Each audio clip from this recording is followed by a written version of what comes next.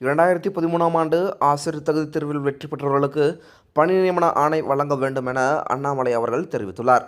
இதுகுறித்து அவர் வெளியிட்டுள்ள செய்திக்குறிப்பில், கடந்த 2013ஆம் ஆண்டு ஆசிரியர் தகுதித் தேர்வில் தேர்ச்சி பெற்ற சுமார் 40,000 இளைஞர்களுக்கு இன்று வரை பணி வழங்கப்படவில்லை.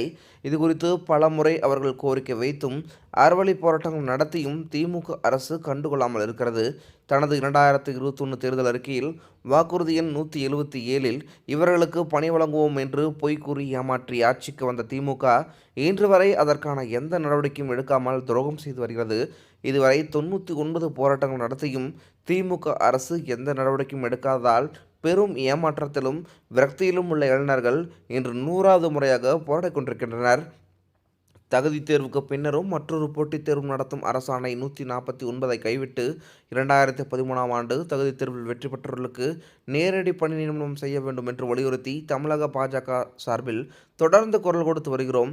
கடந்த 2023ஆம் ஆண்டு மே மாதம் அவர்கள் போராட்டத்தில் நேரடியாக கலந்து கொண்டு எங்கள் ஆதரவை வெளிப்படுத்தினோம். தொடர்ந்து தமிழக பாஜக அவர்கள் கோரிக்கைகளுக்கு துணை நிற்கும். போலி வாக்குறுதிகள் கொடுத்து மக்களை ஏமாற்ற புதிதாக ஒரு தேர்தல் அறிக்கை குழு அமைப்பதை விட்டுவிட்டு 5 ஆண்டுகளுக்கு முன்பு கொடுத்த வாக்குறுதிகளை நிறைவேற்ற முதலமைச்சர் திரு மு.க. ஸ்டாலின் நடவடிக்கை எடுக்க வேண்டும். உடனடியாக 2013ஆம் ஆண்டு ஆசிரியர் தகுதித் தேர்வில் வெற்றி பெற்றவர்களுக்கு பணி நியமனம் வழங்க நடவடிக்கை மேற்கொள்ள வேண்டும் என்று முதலமைச்சர் அவர்களையும் திமுக அரசையும் வலியுறுத்துகிறேன் என அண்ணாமலை அவர்கள் தெரிவித்துள்ளார்.